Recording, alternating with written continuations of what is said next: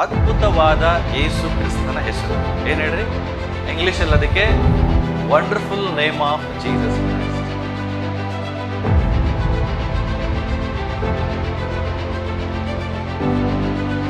ಏನು ಹೇಳ್ತಾ ಇದ್ದಾನೆ?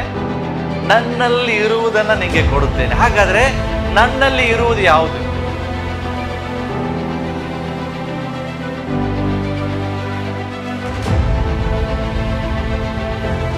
ಪೇತ್ರ ಪ್ರೇಯರ್ ಮಾಡಲಿಲ್ಲ, ನೀನು ಕೊಡಕ್ಕೆ ನನ್ನ ಹತ್ರ ಹಣ ಇಲ್ಲ, ಆದ್ರೆ ಆ ಹಣಕ್ಕಿಂತಲೂ ಶ್ರೇಷ್ಠವಾದದ್ದು ನನ್ನಲ್ಲಿದೆ.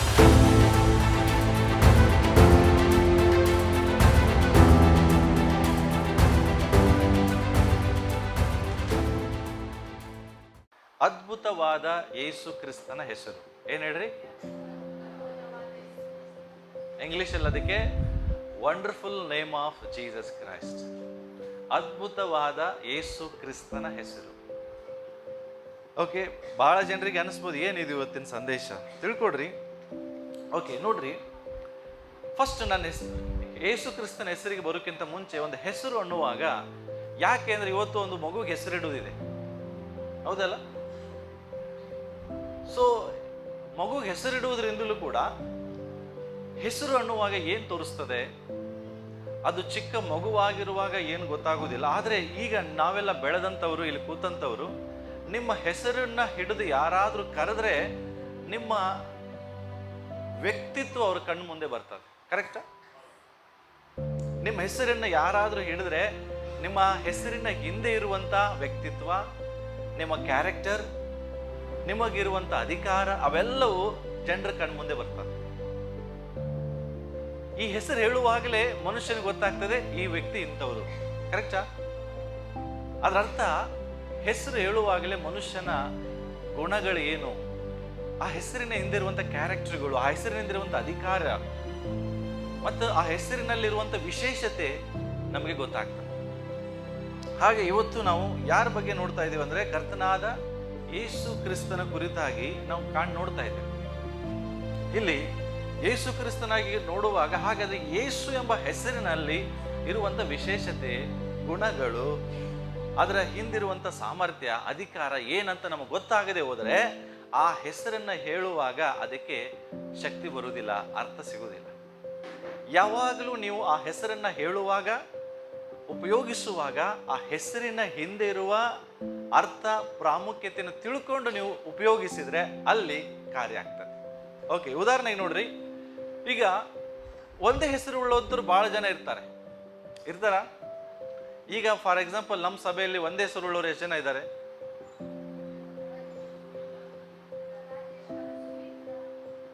ರಾಜೇಶ್ ಇದ್ದಾರೆ, ಓಕೆ, ಸುಮಿತ್ರಾ ಇದ್ದಾರೆ, ಕರೆಕ್ಟ್. ನಂದಿನಿ ಇದ್ದಾರ? ನಂದಿನಿ ಇಬ್ರು ಇದ್ದಾರೆ. ಅವರನ್ನ ಒಬ್ರು ಇದ್ದಾರ? ಇಲ್ಲಿ ಬಹಳ ಜನ, ಇಲ್ಲಿ ಸನ್ನಿಧಿ ಇಬ್ರು ಇದ್ದಾರೆ. ಓಕೆ, ಈಗ ನೋಡ್ರಿ, ಫಾರ್ ಎಕ್ಸಾಂಪಲ್ ಸುಮಿತ್ರಾ. ಈಗ ಸುಮಿತ್ರಾ ಅನ್ನುವಾಗ ನಿಮಗೆ ಯಾವ ಸುಮಿತ್ರಾ?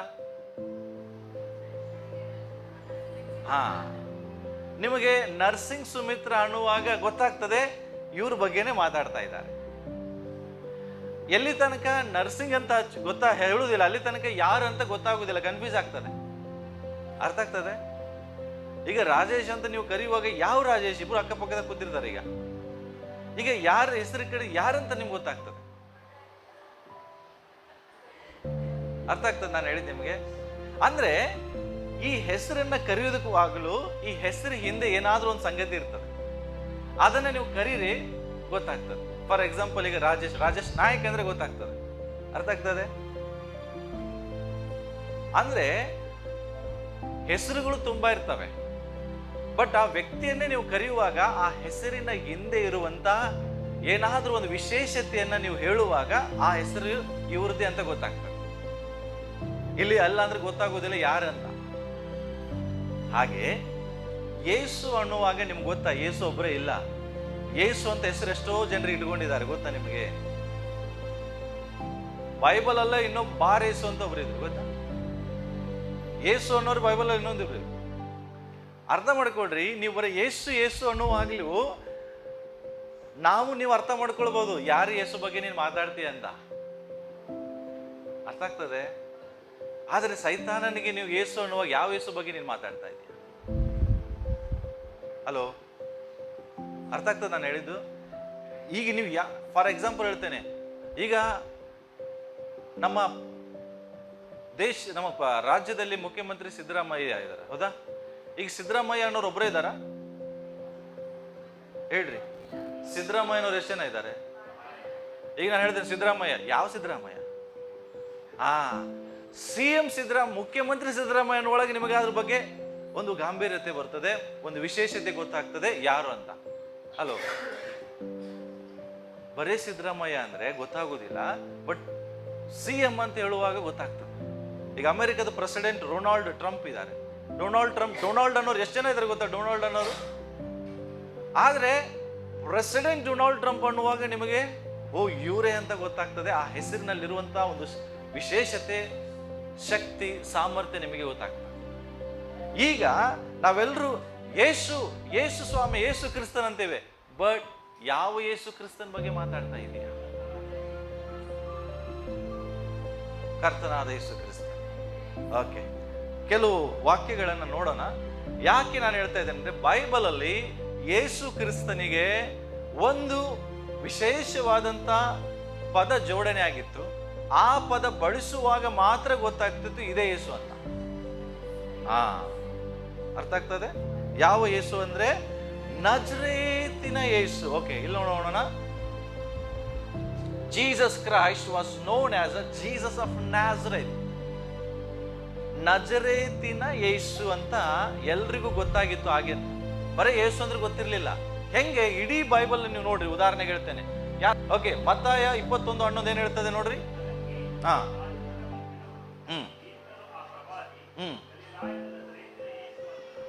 ಏನಂತ ಹೇಳಿದ್ರು? ಆ ಜನ ಯಾರು ಹೇಳ್ತಾ ಇದ್ದಾರೆ? ಈಗ ಜನರು ಹೇಳ್ತಾ ಇದ್ದಾರೆ. ಏನಂತ ಹೇಳ್ತಾ ಇದ್ದಾರೆ?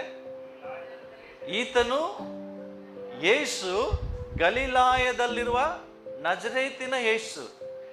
ಗ್ಯಾಲಿಲಿ, ನಜರೇತ್ ಎಲ್ಲಿತ್ತಂದ್ರೆ ಗಲಿಲಾಯ ಸೀಮೆಯಲ್ಲಿತ್ತು. ಗಲಿಲಾಯದಲ್ಲಿರುವ ನಜರೇತಿನ ಯೇಸು. ಅರ್ಥ ಆಗ್ತಾ ಇದ್ದ? ಅರ್ಥ ಆಯ್ತಾ? ತಿಳ್ಕೊಡ್ರಿ. ಈಗ ಪಾಸ್ಟರ್ ರವಿ ಅಂದ್ರೆ ಯಾವ ಪಾಸ್ಟರ್ ರವಿ? ಅಂಕೋಲದಲ್ಲಿರುವ ಪಾಸ್ಟರ್ ರವಿ. ಅರ್ಥ ಆಯ್ತಾ?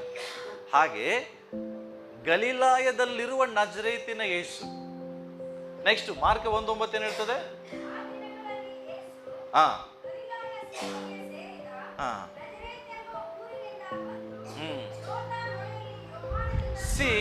ಯಾಕೆ ನಾಜರೇತಿನ ಯೇಸು ಅಂತ ಕರೀತಾರೆ ಅಂದ್ರೆ, ಯೇಸು ಎಲ್ಲಿಂದ ಬಂದಿದ್ರು? ನಜರೇತ್ ಎಂಬ ಊರಿನಿಂದ ಬಂದು ದೀಕ್ಷಾಸ್ನಾನ ತಗೋತಾ ಇದ್ರು. ಅರ್ಥ ಆಯ್ತಾ? ಎಲ್ಲಿಂದ ಬಂದಿದ್ರು? ನಜರೇತ್ ಎಂಬ ಊರಿನಿಂದ ಬಂದು ದೀಕ್ಷಾಸ್ನಾನ ತಗೊಂಡಿದ್ರು. ಅದಕ್ಕಾಗಿ ಅವ್ರ ಹೆಸರು ಏನಿದೆ? ನಜರೇತಿನ ಯೇಸು. ಅಷ್ಟೇ ಅಲ್ಲ, ಇಲ್ಲಿ ನಮಗೆ ಲೂಕನ್ ಬರೆದ ಸುವಾರ್ತೆ 4:16 ಹೇಳ್ತದೆ,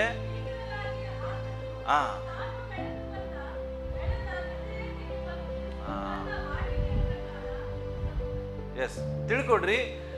ಯೇಸು ಸ್ವಾಮಿ ತಾನು ಬೆಳೆದು ಬಂದ ನಜರೇತಿಗೆ ವಾಪಸ್ ಹೋಗೋದು ನೋಡ್ತೇವೆ. ಹಾಗಾದ್ರೆ ಯೇಸು ಕ್ರಿಸ್ತನ್ ಎಲ್ಲಿ ಬೆಳೆದ್ರು? ಎಲ್ಲಿ ಬೆಳೆದಿದ್ದಾರೆ? ಬಹಳ ಜನ ಹೇಳ್ತಾರೆ ಯೇಸು ಸ್ವಾಮಿ 12 ವರ್ಷ ಆದ್ಮೇಲೆ ಗೊತ್ತೇ ಇಲ್ಲ, ಅಡ್ರೆಸ್ ಇಲ್ಲ. ಬಹಳ ಜನ ಪಾಂಡಿತರು ಹೇಳ್ತಾರೆ, ಏನೇನು ಹೇಳ್ತಾರೆ, ಸ್ಕಾಲರ್ಸ್ ಹೇಳ್ತಾರೆ, ಅವರು ಈಜಿಪ್ತಿಗೆ ಹೋಗಿ ಸಕಲ ವಿದ್ಯೆಗಳನ್ನ ಕಲ್ಕೊಂಡು ಬಂದ. ಈಜಿಪ್ಟಿನಿಂದನೇ ಬಂದಿದ್ರು ಅವರು. ಬಾಲ್ಯ ಇದ್ದಾಗ ಈಜಿಪ್ತಿಗೆ ಹೋಗಿ ಅವ್ರ ತಂದೆ ತಾಯಿ ಕರ್ಕೊಂಡು ಹೋಗಿದ್ರು. ಬಟ್ ಯಾವಾಗ ಅರಸನು ಸತ್ತೋದ, ಆಮೇಲೆ ಮತ್ತೆ ತಿರುಗಿ ಅವರು ನಜರೇತಿಗೆ ಬಂದ್ರು. ಹಾಗಾದ್ರೆ ಯೇಸು ಸ್ವಾಮಿ ಆತನು ಪೂರ್ತಿ ಹುಟ್ಟಿ ಬೆಳೆದಿದ್ದು ಎಲ್ಲಿ? ಬರ್ದದಲ್ಲ ಅಲ್ಲಿ. ಆತನು ಬೆಳೆದಂತ ಊರು, ದೊಡ್ಡವನಾಗೂ ತನಕ ಎಲ್ಲ ಎಲ್ಲ ಎಲ್ಲ ಆತನ ಬೆಳವಣಿಗೆ ಎಲ್ಲಾಗಿದೆ? ನಜರೇತ್. ಆತನು ಹುಟ್ಟಿ ಬೆಳೆದಂತ ಊರಿಗೆ ಆತನು ಬರ್ತಾನೆ. ಎಲ್ಲಿಗೆ? ನಜರೇತಿಗೆ ಬರುವುದನ್ನ ಇಲ್ಲಿ ನಾವು ಕಾಣ್ತೇವೆ. ಈಗ ನಾವು ನೋಡೋಣ. ಹಾಗಾದ್ರೆ ದುರಾತ್ಮಗಳು ಯೇಸುವನ್ನ ಏನಂತ ಕರಿತಾ ಇದ್ವು ನೋಡೋಣ. ಮಾರ್ಕನು ಬರುವ ಸುವಾರ್ತೆ 1:23. ಯಾರು ದುರಾತ್ಮಗಳು, ದೆವ್ವಗಳು ಯೇಸುವನ್ನ ಏನಂತ ಗುರುತಿಡಿದ್ರು, ಏನಂತ ಕರಿತಿದ್ವು?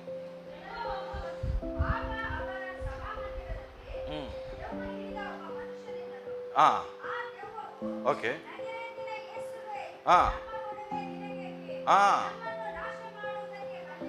ಸಿ, ದೆವ್ವ ಏನಂತ ಹೇಳ್ತೇವೆ? ಐ ನೋ ಯು, ನಾನು ನಿನ್ನನ್ನು ಬಲ್ಲೆ. ನೀನು ಯಾರು? ಯಾರು? ಹಲೋ. ದೆವ್ವಗಳು ಯಾವ ಹೆಸರಿಗೆ ಭಯ ಪಡ್ತಾವ ಗೊತ್ತಾ? ನಜರೇತಿನ ಯೇಸು. ಬಹಳ ಸಾರಿ ನಾವು ಪ್ರಾರ್ಥಿಸುವಾಗಲೂ ಬರೇ ಯೇಸುವಿನ ಹೆಸರು ಬಳಸ್ತೇವೆ. ಯೇಸುವಿನ ಹೆಸರು ಬಳಸುವಾಗ ಶಕ್ತಿ ಇಲ್ಲ ಅಂತಿಲ್ಲ, ಬಟ್ ಇನ್ನೂ ಬಲವಾದ ಶಕ್ತಿ ಸಿಗ್ತದೆ ನೀನು ನಜರೇತಿನ ಯೇಸುವಿನ ನಾಮದಲ್ಲಿ ಪ್ರೇಯರ್ ಮಾಡೋ. ಯಾಕೆ? ಸೈತಾನ ದೆವ್ವ ಕೂಡ ಏನ್ ಹೇಳ್ತಾ ಇದೆ? ನಾನು ನಿನ್ನನ್ನ ಬಲ್ಲೆ, ನೀನ್ ಯಾರು? ನಜರೇತಿನ ಯೇಸು. ಇನ್ನೊಂದು ದೆವ್ವ ಏನ್ ಹೇಳ್ತದೆ ನೋಡೋಣ. ಲೂಕ 4:34 ದಂಡು. ಹಾ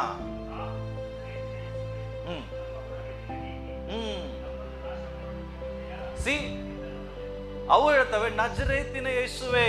ಯಾಕೆಂದ್ರೆ ಅಲ್ಲಿ ಯೇಸು ಅನ್ನೋರು ತುಂಬಾ ಜನ ಇದ್ದಾರೆ. ನೀವು ಏನಾದ್ರೂ ಯೇಸು ಕೇಳಿದ್ರೆ ದುರಾತ್ಮ ಗೊತ್ತಾಗೋದು ಯಾವ ಯೇಸು ಬಗ್ಗೆ ಹೇಳ್ತಾ ಇದೆಯಾ? ನೀನ್ ಹೋಗಿ ಅಂಕೋಲದ ಯೇಸುವೆ ಅಂದ್ರೆ ದುರಾತ್ಮ ನಡುವುದಿಲ್ಲ. ಅಲೋ, ಅರ್ಥ ಆಗ್ತದೆ? ಅಮೆರಿಕದ ಯೇಸು ಅಂತ ಹೇಳ್ರಿ, ನಡುತ್ತದ? ನೋ. ಗೋಕರ್ಣದ ಯೇಸು ಅಂತ ಹೇಳ್ರಿ, ಅವು ಗೊತ್ತಾಗ್ಬಿಡ್ತದೆ ಇದು ಯಾವ್ದೇ ಬಗ್ಗೆ ಹೇಳ್ತಾ ಇದಾರಂತ, ಅವು ನಡುಗುದಿಲ್ಲ. ಸ್ಪಷ್ಟವಾಗಿ ಹೇಳ್ತಾ ಇದ್ದೇವೆ, ನಜರೇತಿನ ಯೇಸುವೆ, ನಮ್ಮ ಗೊಡವೆ ನಿನ್ಗೆ ಯಾಕೆ? ನಮ್ಮನ್ನು ನಾಶ ಮಾಡಕ್ಕೆ ಯಾಕೆ ಬಂದಿಯಾ? ಬಹಳ ಜನರು ಪ್ರಾರ್ಥನೆ ಮಾಡಿ, ಪಾಸ್ಟರ್ ಬಹಳ ಅನ್ಆನ್ಸರ್ಡ್ ಪ್ರೇಯರ್. ಅನೇಕರು ಪ್ರಾರ್ಥನೆ ಮಾಡುವಾಗಲೂ ನೆರವೇರುವುದಿಲ್ಲ, ಗೊತ್ತಾಗುವುದಿಲ್ಲ. ನಾವು ಕೆಲವು ಸಾರಿ ಚಿಕ್ಕ ಚಿಕ್ಕ ಚಿಕ್ಕ ತಪ್ಪುಗಳನ್ನು ನಾವು ಮಾಡ್ತೇವೆ. ದುರಾತ್ಮನು ನಿನ್ನ ಕುಟುಂಬವನ್ನ, ನಿನ್ನ ಪರಿಸ್ಥಿತಿಯಿಂದ, ನಿನ್ನ ಜೀವಿತದಿಂದ ಹೊರಗಡೆ ಹೋಗುವುದು ಒಂದೇ ಹೆಸರಿನಾಗಿ, ನಜರೇತಿನ ಯೇಸುವಿನ ಹೆಸರಿಗೆ. ಹಲೋ, ಯಾವ ಹೆಸರಿಗೆ? ಜೋರಾಗಿ ಹೇಳಿ, ಯಾವ ಹೆಸರಿಗೆ? ನಜರೇತಿನ ಯೇಸು. ಸುಮ್ಮನೆ ಯಾವುದೋ ಹೆಸರಿಗೆ ಅಲ್ಲ, ನಜರೇತಿನ ಯೇಸು.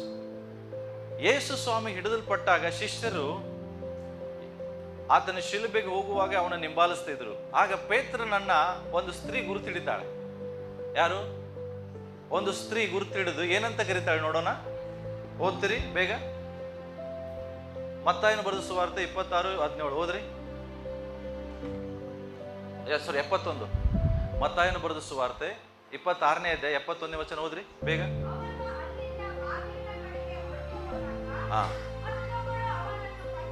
ಮತ್ತೊಬ್ಬಳು ಅವನನ್ನ ಕಂಡು ಅಲ್ಲಿರುವಂತ ಜನರಿಗೆ ಏನ್ ಹೇಳ್ತಾಳೆ? ಅಲ್ಲಿರುವ ಜನರು ಸಹ ಗೊತ್ತಿಡ್ತಾ ಇದ್ರು, ರೋಮನ್ ಸಾಮ್ರಾಜ್ಯದಲ್ಲಿರುವಂತವ್ರು, ಅವರೆಲ್ಲ ಹೇಳ್ತಾ ಇದ್ರು ಇವರು ಸಹ ನಜರೇತಿನ ಯೇಸು ಸಂಗಡ ಇದ್ದವರು. ಇಲ್ಲೇ ಇದ್ದೀರಾ? ತಿಳ್ಕೊಡ್ರಿ. ನೀವು ನಿಜವಾಗಿ ಈ ಹೆಸರು, ನಾನು ಜಸ್ಟ್ ಇಂಟ್ರೊಡಕ್ಷನ್ ಕೊಡ್ತಾ ಇದ್ದೇನೆ, ಮುಂದೆ ಹೇಳ್ತೀನಿ ನಿಮಗೆ ಈ ಹೆಸರಿನಲ್ಲಿ ಏನಿದೆ. ಜಸ್ಟ್ ಈ ಹೆಸರು ಬಗ್ಗೆ ತಿಳ್ಕೊಡ್ರಿ ಫಸ್ಟ್. ನಾವು ಯಾವ ಯೇಸು ಬಗ್ಗೆ ಮಾತಾಡ್ತಾ ಇದ್ದೀವಿ? ಎಲ್ರು ಹೇಳ್ರಿ, ಎಲ್ರು ಹೇಳ್ರಿ. ನಜರೇತಿನ ಯೇಸು. ಜನ ಹೇಳ್ತಾ ಇದ್ರಿ ಈತನು ನಜರೇತಿನ ಯೇಸು ಸಂಗಡ ಇದ್ದವರು. ಇವರು ಸಹ ನಜರೇತಿನ ಯೇಸು ಸಂಗಡ ಇದ್ರು. ದೈವದೂತರು ಏನ್ ಹೇಳ್ತಾರೆ ಗೊತ್ತಾ? ಏನಂತ ಕರೀತಾರೆ ನೋಡ್ರಿ. ದೇವದೂತರು ಎಲ್ಲರೂ ಹೇಳ್ತಾ ಇದ್ದೆ ನಾನು, ದೇವದೂತರ ಆಯ್ತು, ಸೈತಾನ ಆಯ್ತು, ಜನರು ಆಯ್ತು. ದೇವದೂತರ ಬಗ್ಗೆ ನೋಡ, ಮಾರ್ಕನ್ ಬರೆದ ಸುವಾರ್ತೆ ತೆಗೆದು 16ನೇ ಅಧ್ಯಾಯ 4-6 ಬೇಗ ನೋಡ್ರಿ. ಯೇಸು ಸ್ವಾಮಿ ಪುನರುತ್ಥಾನ ಆದ್ಮೇಲೆ ಮಾರ್ತಳು ಮರಿಯಳು ಇಬ್ರು ಸಮಾಧಿ ಬಳಿಗೆ ಬರ್ತಾರೆ. ಕೇಳಿದ್ರ ಸ್ಟೋರಿ? ಸಮಾಧಿ ಬಳಿಗೆ ಬರ್ತಾರೆ ಯೇಸು ಸ್ವಾಮಿ ಶರೀರ ಹುಡುಕಕ್ಕೆ. ಬಟ್ ಯೇಸು ಸ್ವಾಮಿಯಲ್ಲಿ ಇರುವುದಿಲ್ಲ, ಪುನರುತ್ಥಾನಗೊಂಡಿರ್ತಾರೆ. ಅವಾಗ ದೇವದೂತರಿಬ್ರು ಕೂತಿರ್ತಾರೆ. ದೇವದೂತರಿಬ್ರು ಕೂತಾಗ ಮರಿಯಳು ಮಾರ್ತಳು ಇಬ್ರು ಹೋಗುವಾಗ ಅವಾಗ ದೇವದೂತನ ಹೇಳ್ತಾರೆ ನೋಡ್ರಿ. ಅಲ್ಲಿಂದ ಕಂಡರು.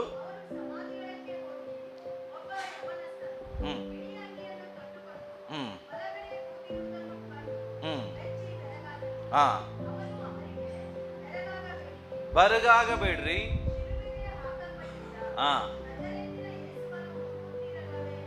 ದೇವದೂತರು ಏನಂತ ಕರೀತಾ ಇದ್ದಾರೆ?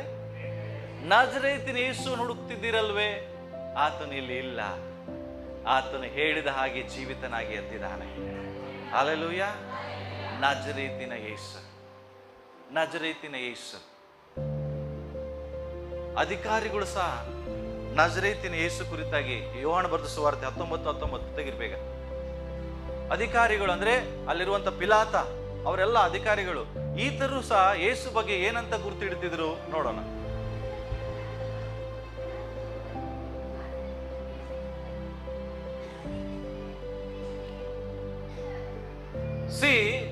ಯೇಸು ಸ್ವಾಮಿ ಶಿಲುಬೆಗೆ ಹಾಕಲ್ಪಟ್ಟಾಗ ಆತನ ಮೇಲೆ ಒಂದು ಪ್ಲೇಟ್ ಅನ್ನು ಬರೆದಿದ್ರು. ಆ ಪ್ಲೇಟಿನಲ್ಲಿ ಆತನ ಹೆಸರು ಬರೆದಿದ್ರು. ಏನಂತ ಹೆಸರಿತ್ತು? ನಜರೇತಿನ ಯೇಸು, ಯಹೂದ್ಯರ ಅರಸನು. ಹಲೋ, ನಜರೇತಿನ ಯೇಸು. ಪಿಲಾತನು ಸಹ ಏನಂತ ಬರೆದಿದ್ದ? ನಜರೇತಿನ ಯೇಸು, ಯಹೂದ್ಯರ ಅರಸನು. ಈ ಪ್ಲೇಟ್ ಅಲ್ಲಿ ಹೆಸರು ಬರೆದಾಗ ಎಷ್ಟು ಗಲಿಬಿಲಿ ಐತಿ ಗೊತ್ತಾ? ಆ ಟೈಮಲ್ಲಿ ಎಲ್ಲ ಪರಿಸಾಯರು, ಎಲ್ಲ ಶಾಸ್ತ್ರಿಗಳು ಓಡಿ ಬಂದ್ರು ಪಿಲಾತನ ಬಳಿಗೆ. ನೀನು ಯಾಕೆ ಹಂಗೆ ಪ್ಲೇಟಲ್ಲಿ ಬರ್ದೀಯಾ? ಯಹೂದ್ಯರ ಅರಸಂತ ಯಾಕೆ ಬರ್ದಿ ನೀನು? ಅವನು ಒಂದೇ ಹೇಳ್ತಾನೆ, ಬರ್ದಿದ್ದು ಬರ್ದಾಯ್ತು, ಈಗೇನು ಮಾಡೋಕ್ಕಾಗೋದಿಲ್ಲ. ದೇವರ ಆತ್ಮನೇ ಅವನು ಬರೆಸಿರ್ತಾರೆ, ನಜರೇತಿನ ಯೇಸು, ಯಹೂದ್ಯರ ಅರಸನು, ನಮ್ಮೆಲ್ಲರ ಅರಸನು ಯೇಸು ಕ್ರಿಸ್ತನಾಗಿದ್ದಾನೆ. ಯೇಸುನೇ ತನ್ನ ಬಗ್ಗೆ ಏನು ಹೇಳ್ಕೋತಾರೆ? ಜನ ಆಯ್ತಲ್ಲ, ಈಗ ದೇವದೂತರಾಯ್ತು, ದೆವ್ವಗಳಾಯ್ತು, ಅಧಿಕಾರಿಗಳಾದ್ರು, ದೇವದೂತರಾದ್ರು. ಈಗ ಯೇಸು ತನ್ನ ಹೆಸರು ಬಗ್ಗೆ ಏನು ಹೇಳ್ಕೊತಾನೆ? ಓಕೆ, ತೆಗೀರಿ ಎಲ್ಲರೂ. ಅಪೊಸ್ತಲ ಕೃತ್ಯ 22ನೇ ಅಧ್ಯಾಯ 6ನೇ ವಾಕ್ಯ ಓದೋಣ.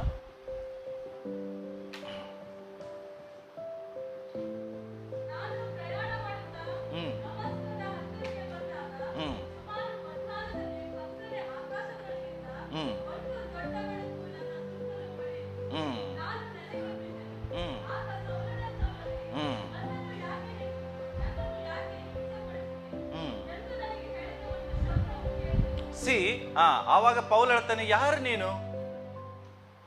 ನೀನು ಯಾರು? ಪೌಲ ಕೇಳುವಾಗ ಏನ್ ಹೇಳ್ತಾರೆ ಸ್ವಾಮಿ?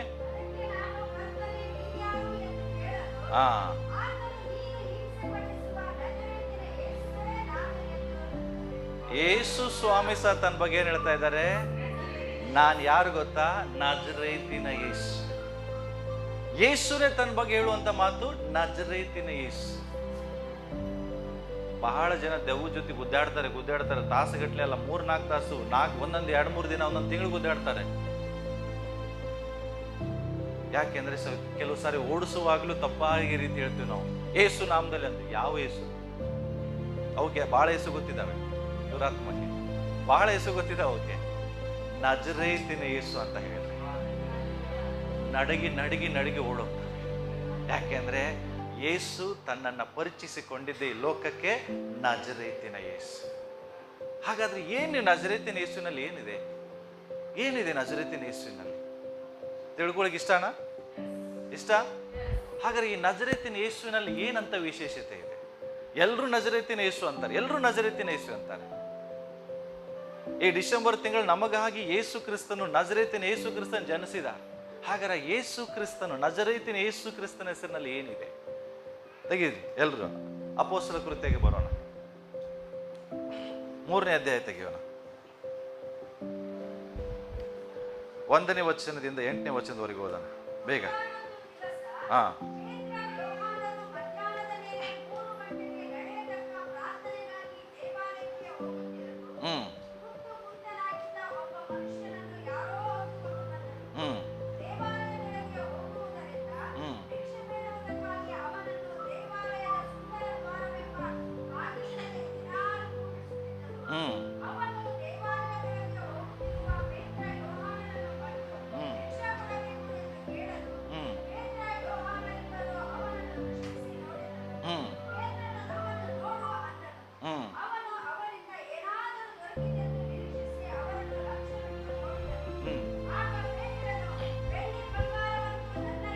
ಬೆಳ್ಳಿ ಬಂಗಾರ ನನ್ನಲ್ಲಿಲ್ಲ. ಹಲೋ, ಏನ್ ಹೇಳ್ತಾ ಇದ್ದೇನೆ? ನನ್ನಲ್ಲಿ ಇರುವುದನ್ನ ನಿಂಗೆ ಕೊಡುತ್ತೇನೆ. ಹಾಗಾದ್ರೆ ನನ್ನಲ್ಲಿ ಇರುವುದು ಯಾವುದು?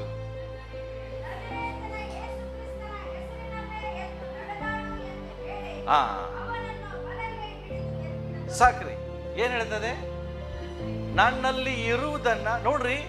ಪೇತ್ರ ಪ್ರೇಯರ್ ಮಾಡಲಿಲ್ಲ.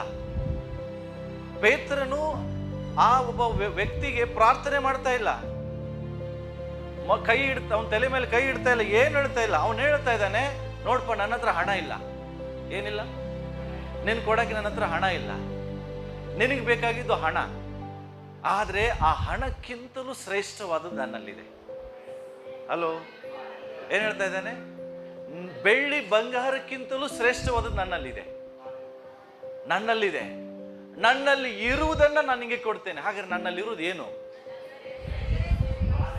ಬರೀ ಯೇಸು ಹೇಳ್ತಾ ಇಲ್ಲ, ನಜರೇತಿನ ಯೇಸು ನಾನು ಒಳಗಡೆ ಇದ್ದಾರೆ, ಆ ಹೆಸರು ನಿನಗೆ ಕೊಡ್ತೇನೆ, ಆ ಹೆಸರಿನಲ್ಲಿ ಎದ್ದು ನಡೆದಾಗ.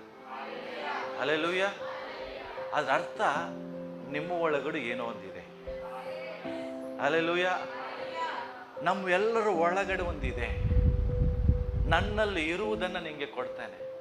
ಪೇತ್ರ ಹೇಳೋದು, ಪ್ರಿಯರೇ, ನೀವು ಇಲ್ಲೆಲ್ಲರೂ ಕೂತಿದ್ದೀರಿ, ಯಾರು ಯೇಸುವನ್ನ ನಂಬಿ ಆತನೇ ರಕ್ಷಕನು ಒಡೆಯನೆಂಬುದಾಗಿ ಸ್ವೀಕರಿಸಿ ಆತನ ಹೆಸರಿನಲ್ಲಿ ದೀಕ್ಷಾಸ್ಥಾನ ತೆಗೆದುಕೊಂಡಿದ್ದೀರೋ ಅವರ ಒಳಗಡೆ ಒಂದಿದೆ, ಅದೇ ನಜರೇತಿನ ಯೇಸು. Hallelujah, hallelujah. ಪಕ್ಕದವರಿಗೆ ನೋಡಿ ಹೇಳ್ರಿ, ನಿನ್ನಲ್ಲಿ ಏನೊಂದು ವಿಶೇಷವಿದೆ. ಹೇಳ್ರಿ, ನಿನ್ನಲ್ಲಿ ಏನೋ ಒಂದು ವಿಶೇಷ ಇದೆ. ಎಸ್, ಸಿ, ಏನ್ ಹೇಳ್ತಾ ಇದ್ದಾರೆ? ನನ್ನ ಒಳಗಡೆ ಒಂದಿದೆ. ನಜರೇತಿನ ಯೇಸುವಿನ ನಾಮದಲ್ಲಿ ಎದ್ದು ನಡೆದಾಡು ಎಂಬುದಾಗಿ ಆತನಿಗೆ ಅವನು ಹೇಳುವುದನ್ನು ನಾವು ನೋಡ್ತೀವಿ. ಅಂದ್ರೆ ಏನ್ ಗೊತ್ತಾ? ಆ ನಜರೇತಿನ ಯೇಸುವಿನಲ್ಲಿರುವ ಸಾಮರ್ಥ್ಯವು ಅಲ್ಲಿ ಕಾರ್ಯ ಮಾಡುವುದಕ್ಕಾಗಿ ಪೇತ್ರನು ಹೇಳ್ತಾ ಇದ್ದಾನೆ, ಎದ್ದು ನಡೆದಾಡು. ಯಾಕೆಂದ್ರೆ ಆ ಹೆಸರಿನ ಒಳಗಡೆ ಒಂದು ಶಕ್ತಿ ಇದೆ. ಆ ಶಕ್ತಿ ನಿನಗೆ ಕೊಡ್ತೇನೆ. ನೀನು ಆ ಶಕ್ತಿನ ತಗೊಳ್ಳುವುದಾದ್ರೆ ನಿನ್ನ ಶರೀರದ ಕರುಳುಗಳ ಒಳಗಡೆ ಆ ಶಕ್ತಿ ಪ್ರವೇಶಿಸ್ತಾನೆ. ಹಲ್ಲೆಲೂಯಾ. 7ನೇ ವಚನದಲ್ಲಿ ಏನ್ ಬರ್ತದೆ? ಅದನ್ನು ಹೇಳಿದ ತಕ್ಷಣ ಆತನು ಬಲಗೈಯನ್ನ ಹಿಡಿದು ಎತ್ತಿದನು. ಹಲೋ, ತಿಳ್ಕೊಡ್ರಿ, ನಿನಗೆ ನಾನು ಏನು ಕೊಡುವುದಿಲ್ಲ. ನಜರೇತಿನ ಯೇಸು ನಾಮದಲ್ಲಿ ಕೊಡುವಾಗ ಆತ ಭಿಕ್ಷುಕ ಅಲ್ಲಿದ್ದವನು ಡಿಮಾಂಡ್ ಮಾಡ್ಬೋದಾಗಿತ್ತು, ನನಗೆ ಅದು ಬೇಡ, ನಂಗೆ ದುಡ್ಡು ಕೊಡಂತ. ಅರ್ಥ ಆಯ್ತಾ? ಹಲೋ, ಅವನು ಹೇಳ್ಬೋದು, ಒಂದು ವೇಳೆ ನನಗಿದು ಬೇಡ, ಹಣ ಕೊಡದಿದ್ರೆ ಅವನು ಸಾಯು ತನಕ ಕುಂಟನಾಗೇ ಇರ್ತಿದ್ದ. ಅದ್ರ ಅರ್ಥ ಏನು? ಯಾವಾಗ ಪೇತ್ರನು ಕೈ ಚಾಚಿದ, ಅವನು ಪ್ರತಿಕ್ರಿಯೆ ಕೊಟ್ಟ, ರೆಸ್ಪಾನ್ಸ್ ಮಾಡ್ದ, ಎಸ್, ಆ ಹೆಸರು ನನಗೆ ಬೇಕು. ಹಲೋ, ನಿನ್ನ ಲೈಫಲ್ಲಿ ಅದ್ಭುತ ಆಗಬೇಕಾದ್ರೆ ನಿನ್ನ ರೆಸ್ಪಾನ್ಸ್ ದೇವರಿಗೆ ಬೇಕು, ನಿನ್ನ ಪ್ರತಿಕ್ರಿಯೆ ಬೇಕು. ನೀನು ಯಾವ ರೀತಿ ನಂಬಿಕೆಯಿಂದ ಪ್ರತಿಕ್ರಿಯಿಸ್ತೀಯೋ ಆ ನಂಬಿಕೆ ನಿನ್ನ ಒಳಗಡೆ ಕಾರ್ಯ ಮಾಡ್ತಾನೆ. ಯೇಸು, ನಜರೇತಿನ ಯೇಸು ನಾಮದಲ್ಲಿ ಶಕ್ತಿ ಇದೆ. ಆ ಶಕ್ತಿ ಯಾವಾಗ ಆಕ್ಟಿವೇಟ್ ಆಗ್ತದೆ ಅಂದ್ರೆ ನೀ ನಂಬಿಕೆಯಿಂದ ರೆಸ್ಪಾನ್ಸ್ ಮಾಡುವಾಗ, ಎಸ್, ಐ ರಿಸೀವ್, ನನಗದು ಬೇಕು. ನೀನು ಯಾವಾಗ ಅದನ್ನ ರೆಸ್ಪಾನ್ಸ್ ಮಾಡ್ತೀರಿ, ಪ್ರತಿಕ್ರಿಯಿಸ್ತೀರಿ, ಆದ್ರೂ ಒಳಗಡೆ ಶಕ್ತಿ ನಿನ್ನ ಒಳಗಡೆ ಆಕ್ಟಿವೇಟ್ ಆಗ್ತದೆ, ಅಲ್ಲಿ ಜೀವ ಬರ್ತದೆ. ಹಲ್ಲೆಲೂಯಾ. ಯಾಕೆಂದ್ರೆ ನಜರೇತಿನ ಯೇಸು ಸಾಮಾನ್ಯವಾದದ್ದಲ್ಲ. ಯಾಕೆ ಈ ಹೆಸರಿನಲ್ಲಿ ಒಳಗಡೆ ದೆವ್ವ ಬಿಟ್ಟು ಹೋಯ್ತು? ಯಾಕೆ ಅವನು ಎದ್ದು ನಡೆದಾಡ? ನೋಡ್ರಿ, ಅವನೇನ್ ಮಾಡ್ತಾನೆ? ಎದ್ದು ಅವನು ಹೇಳಿದ ತಕ್ಷಣ ಏನಾಯ್ತು? ಆ ಕ್ಷಣವೇ ಬರ್ತದ, ಆ ಕ್ಷಣವೇ ಅವನ ಕಾಲುಗಳಿಗೂ ಹರಡುಗಳಿಗೂ ಏನ್ ಬಂತೆ? ಬಲ ಬಂತು. ಬಲ ಬಂದಿದ್ದ ತಕ್ಷಣ ಅವನು ಏನ್ ಮಾಡ್ದಂತೆ? ಹಾರಿ ನಿಂತು ನಡೆದಾಡ, ಜಂಪ್ ಮಾಡ್ದ, ಅದು ಕುಣಿಯುತ್ತಾ ಅವನು ಓಡಾಡುವುದನ್ನು ನಾವು ನೋಡ್ತೇವೆ ಪ್ರಿಯರೇ. ಹಲ್ಲೆಲೂಯಾ. ಇದನ್ನ ಕಂಡಂತ ಜನರು ಬೆರಗಾಗುವುದಲ್ಲದೆ ಇವ್ರ ಮೇಲೆ ಭಯಂಕರ ಕೋಪಗೊಂಡ್ರು. ಏನಾಗ್ತಾ ಇದೆ ಇಲ್ಲ ಎಂಬುದಾಗಿ ಅವ್ರನ್ನ ಎಲ್ಲರೂ ಒಳಗಡೆ ಕರ್ಕೊಂಡ್ ಬರ್ತಾರೆ. 3ನೇ ಅಧ್ಯಾಯಕ್ಕೆ ಬರ್ರಿ. ಓದ್ರಿ.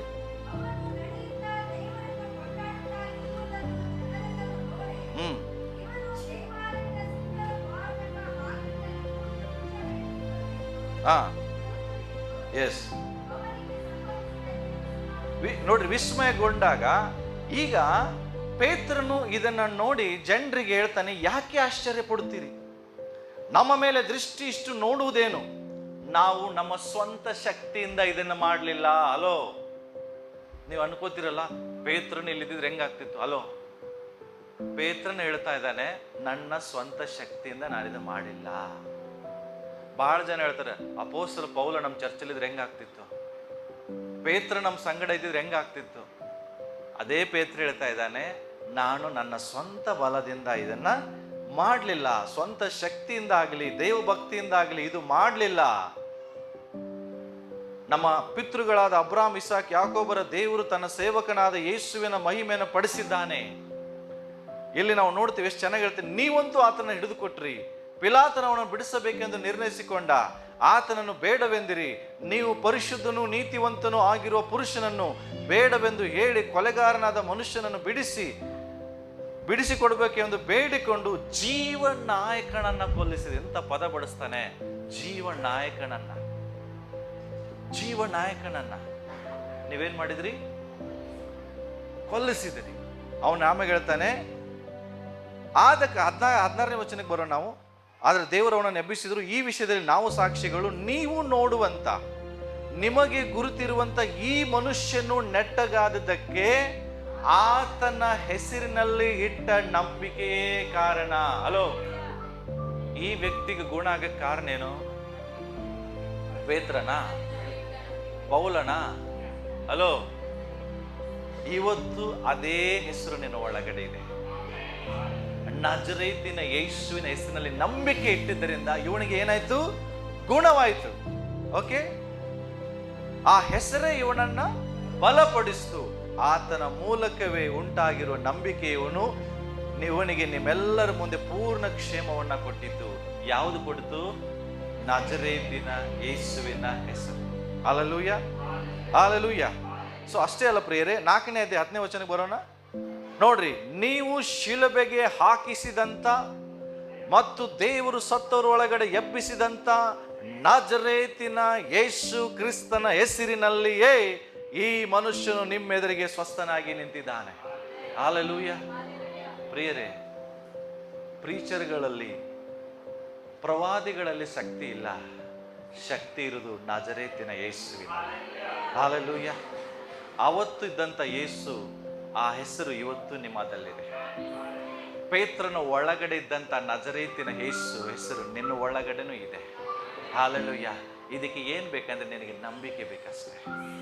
ಆ ನಂಬಿಕೆಯಿಂದ ನೀನು ಅದನ್ನು ಸ್ವೀಕರಿಸು, ನಂಬಿಕೆಯಿಂದ ಅದನ್ನು ಅರಿಕೆ ಮಾಡು. ನಿನ್ನ ಜೀವಿತದಲ್ಲಿ ದೇವರು ಕಾರ್ಯ ಮಾಡ್ತಾರೆ. ಹಲ್ಲೆಲೂಯ. ನಜರೇತಿನ ಯೇಸು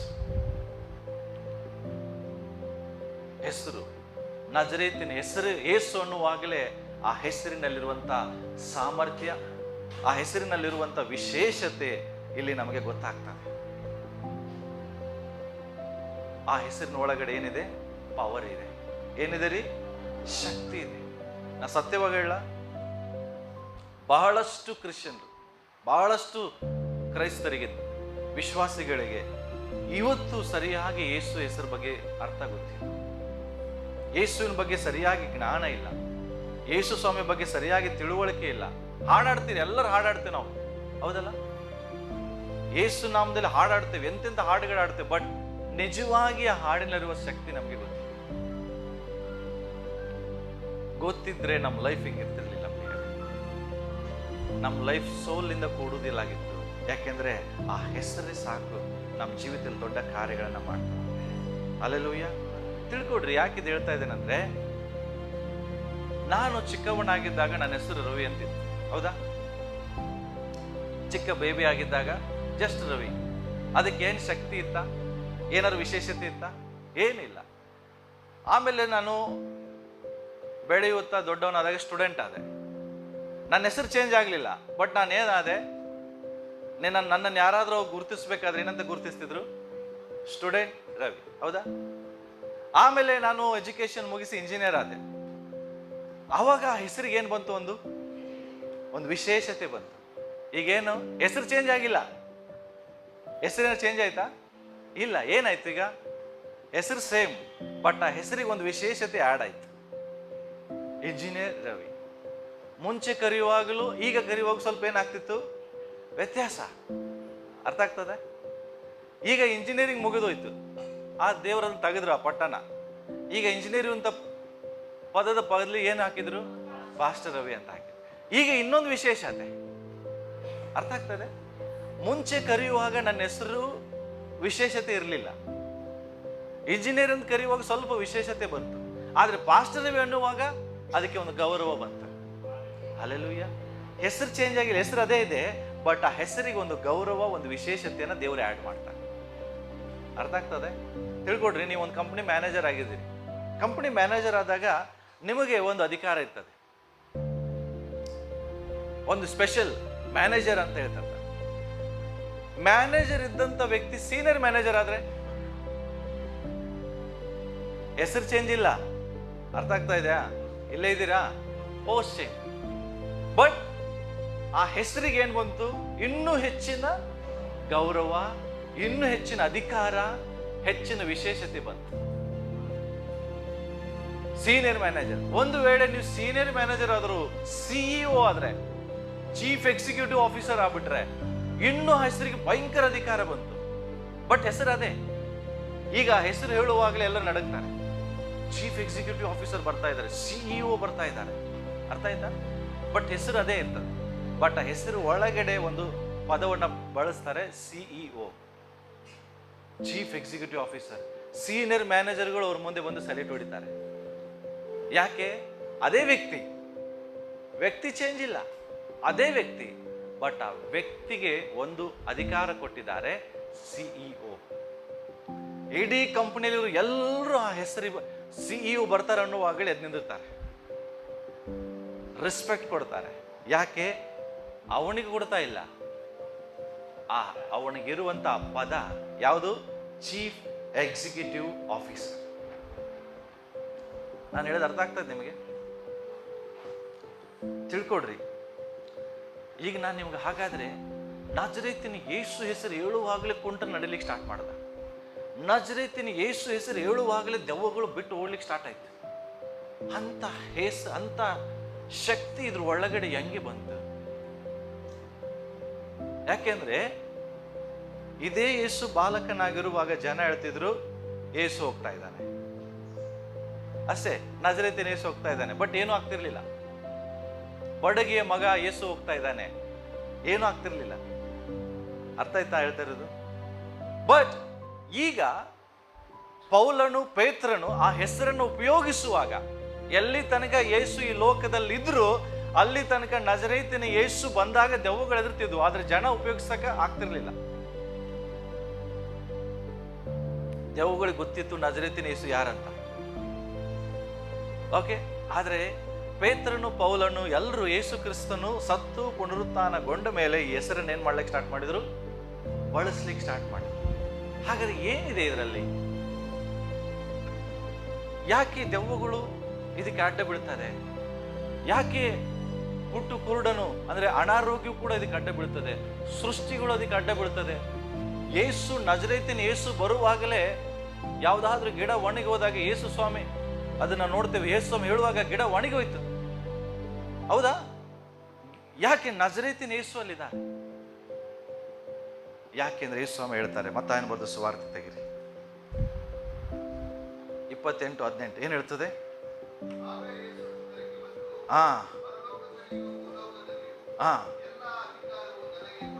ಹಲೋ, ಅರ್ಥ ಆಯ್ತಾ? ಏನ್ ಅರ್ಥ ಆಯ್ತು? ನಿಮ್ಗೆ ಅರ್ಥ ಆಗಿಲ್ಲ? ಅರ್ಥ ಆಯ್ತಾ ನಿಮಗೆ? ನಿಜವಾಗಿ ನಿಮ್ಗೆ ಅರ್ಥ ಆಗಿಲ್ಲ. ನಿಮ್ಮ ಮುಖಾನೇ ಹೇಳ್ತದೆ ನಿಮ್ಗೆ ಅರ್ಥ ಆಗಿಲ್ಲ.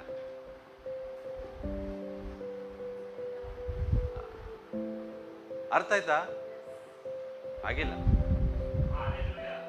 ಒಬ್ಬ DC ನಮ್ಮ ಚರ್ಚಿಗೆ ಬಂದ್ರೆ ಏನ್ ಮಾಡ್ತೀರಿ? ಏನ್ ಮಾಡ್ತೀರಿ? ಎದ್ದು ನಿಂತ್ಕೊಂಡು ರೆಸ್ಪೆಕ್ಟ್ ಕೊಡ್ತೀರಿ, ಕ್ಲಾಪ್ಸ್ ಹಾಕ್ತೀರಿ, ವಿಸಿಲ್ ಹಾಕ್ತೀರಿ. ಯಾಕೆ? ಇಡೀ ಉತ್ತರ ಕನ್ನಡ ಜಿಲ್ಲೆಗೆ ಅವ್ರಿಗೇನು ಕೊಟ್ಟಿದ್ದಾರೆ? ಎಲ್ಲಿ ಕೊಟ್ಟಿದ್ದಾರೆ? ಇಡೀ ಉತ್ತರ ಕನ್ನಡ ಜಿಲ್ಲೆಗೆ ಅವ್ರಿಗೇನಿದೆ? ಪವರ್ ಇದೆ. DC ಬರುವಾಗಲೇ ತರ ನಡಗ್ತೀರಿ. ಓಕೆ. ಈಗ DC ನಾವು ವೆಲ್ಕಮ್ ಮಾಡೋಣ, ಎಲ್ಲರೂ ನಿಂತ್ಕೊಂಡು ಚಪ್ಪಾಳೆ ತಡ್ತೀರಿಲ್ಲ? ಉತ್ತರ ಕನ್ನಡ ಜಿಲ್ಲೆಗೆ ಅಧಿಕಾರ. ಓನ್ಲಿ ಒಂದು ಜಿಲ್ಲೆ. ಎಷ್ಟು? ಇಡೀ ವಿಶ್ವದಲ್ಲಿ ಒಂದೇ ಜಿಲ್ಲೆ ಅಧಿಕಾರ ಅವರಿಗಿದೆ. ಯೇಸು, ನಜರೇತಿನ ಯೇಸುವಿಗೆ ಅಂತ ಅಧಿಕಾರ ಇದೆ.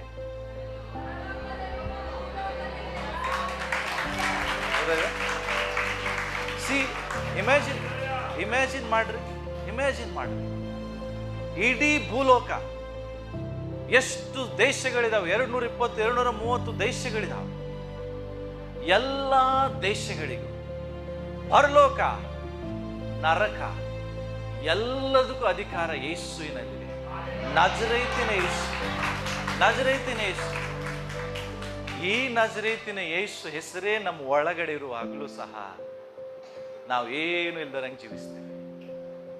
ಯೇಸು ಹೇಳ್ತಾರೆ, ನಜರೇತಿನ ಯೇಸು ಭೂಲೋಕದಲ್ಲಿಯೂ ಪರಲೋಕದಲ್ಲಿಯೂ ಎಲ್ಲ ಅಧಿಕಾರ ನನ್ನ ಕೈಯಲ್ಲಿ.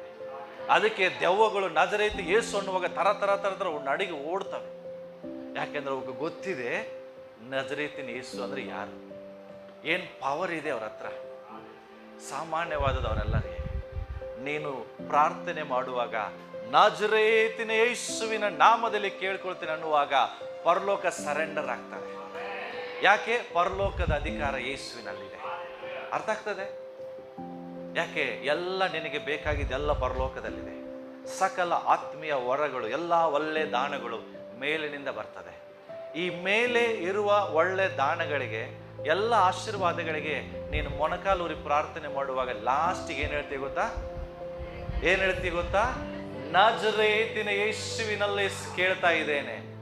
ನೀನು ಈ ಪದವನ್ನು ಬಳಸುವಾಗಲೇ ಪರಲೋಕ ಇಲ್ಲ ಅನ್ನಕ್ಕಾಗುದಿಲ್ಲ. ನೋ ಅಂತ ಹೇಳಿಕ್ ಸಾಧ್ಯನೇ ಇಲ್ಲ. ಆತನಲ್ಲಿ ಇಲ್ಲ ಅನ್ನುವುದಿಲ್ಲ, ಯಾವಾಗಲೂ ಆತನಲ್ಲಿ ಹೌದು ಅನ್ನೋದಿದೆ. ಅದಕ್ಕೆ ನಾವು ಆಮೇನ್ ಅಂತ ಕರಿತೇವೆ. ಹಲ್ಲೆಲೂಯಾ. ಸುಮ್ಮನೆ ಆಮೇನ್ ಅನ್ನೋದಿಲ್ಲ. ಯಾಕೆ? ನನ್ನ ಕರ್ತನಲ್ಲಿ ಇಲ್ಲ ಅನ್ನೋದು ಯಾವುದೂ ಇಲ್ಲ. ಹಲ್ಲೆಲೂಯಾ. ಇಡೀ ಭೂಲೋಕದಲ್ಲಿ ಪರಲೋಕದಲ್ಲಿ ಎಲ್ಲ ಅಧಿಕಾರ ನಜರೇತಿನ ಯೇಸು ಕ್ರಿಸ್ತನ ಹೆಸರಿನಲ್ಲಿ. ಹಲ್ಲೆಲೂಯಾ. ಅದಕ್ಕಾಗಿ ನಾನು ಹೇಳೋದು, ನೆಕ್ಸ್ಟ್ ವಾರ ನಿಮಗೆ ಹೇಳ್ತೇನೆ, ನಜರೇತಿನ ಯೇಸು ಹೆಸರಿಗೆ ಈ ಭೂಲೋಕದಲ್ಲಿ, ಪರಲೋಕದಲ್ಲಿ, ನರಕದಲ್ಲಿ ಹೆಂಗೆ ಅಧಿಕಾರ ಬಂತು, ಹೇಗೆ ಅಧಿಕಾರ ಬಂತು. ಹಲ್ಲೆಲೂಯಾ. ಸೊ ಅದಕ್ಕಾಗಿ ನಾನು ಹೇಳೋದು, ನಾನು ನೀನು ಬಳಸುವಂಥ ಪದ ಸಾಮಾನ್ಯವಾದ. ನಾನು ಮ್ಯಾನೇಜರ್ ಆಗಿದ್ದಾಗ ನನಗಿರುವ ರೈಟ್ಸು, ನನಗಿರುವ ಅಧಿಕಾರಗಳು ಒಂದಿತ್ತು. ಬಟ್ ನಾನು ಸೀನಿಯರ್ ಮ್ಯಾನೇಜರ್ ಆಗುವಾಗ ಮತ್ತೆ ನನ್ನ ಕೆಲಸಗಳು ಬೇರೆ. ಮ್ಯಾನೇಜರ್ ಆಗುವಾಗ ನಾನು ಒಂದು ಸೈನ್ ಮಾಡಿದ್ರೆ ಸಾಕು, ಕೆಳಗಡೆ ಇರುವಂಥ ಸೂಪರ್ವೈಸರ್ಗಳಿಗೆಲ್ಲ ಓಕೆ ಅಂತ ಆಯ್ತು. ಮ್ಯಾನೇಜರ್ ಸೈನ್ ಮಾಡಿದ್ರೆ ಸೂಪರ್ವೈಸರ್ಗಳು ಓಕೆ. ಸೀನಿಯರ್ ಮ್ಯಾನೇಜರ್ ಸೈನ್ ಮಾಡಿದ್ರೆ ಮ್ಯಾನೇಜರ್ ಹೇಳ್ತಾನೆ ಓಕೆ ಆಯ್ತು, ಸ್ಯಾಂಕ್ಷನ್ ಆಯ್ತು ಅಂತ. ಚೀಫ್ ಎಕ್ಸಿಕ್ಯೂಟಿವ್ ಆಫೀಸರ್ ಸೈನ್ ಮಾಡಿದರೆ ಸೀನಿಯರ್ ಮ್ಯಾನೇಜರ್ ಗೊತ್ತಾಯ್ತು ಸ್ಯಾಂಕ್ಷನ್ ಆಯ್ತು ಅಂತ. ಹಲೋ, ಕರೆಕ್ಟಾ? ಯಾಕೆಂದ್ರೆ ಚೀಫ್ ಎಕ್ಸಿಕ್ಯೂಟಿವ್ ಆಫೀಸರ್ಗೆ ಎಷ್ಟು ಅಧಿಕಾರ ಇದೆ. ಸೈನ್ ಮಾಡಿದರೆ ಮುಗೀತು, ಯಾರು ಅದಕ್ಕೆ ತಡೆ ಮಾಡಕ್ ಸಾಧ್ಯ ಇಲ್ಲ. ಆದರೆ ಈಗ ಯೇಸು ಹೇಳ್ತಾರೆ, ಪರಲೋಕದಲ್ಲಿ ಭೂಲೋಕದಲ್ಲಿ ಅಧಿಕಾರವುಳ್ಳ ನಜರೇತಿನ ಯೇಸು ನಿಮಗೆ ಹೇಳ್ತಾ ಇದ್ದಾರೆ, ನೀವೇನೇ ಮಾಡಿಕೊಂಡ್ರು ಆಮೇನ್ ಅಂತ ನಾನು ಸೈನ್ ಮಾಡಿದ್ದೇನೆ. ಹಲ್ಲೆಲೂಯಾ. ಏನ್ ಮಾಡಿದ್ದಾರೆ ದೇವರು? ಆಮೇನ್. ಈ ಆಮೇನ್ ಸಿಗ್ನೇಚರ್ ಯಾರ್ದು ಗೊತ್ತಾ?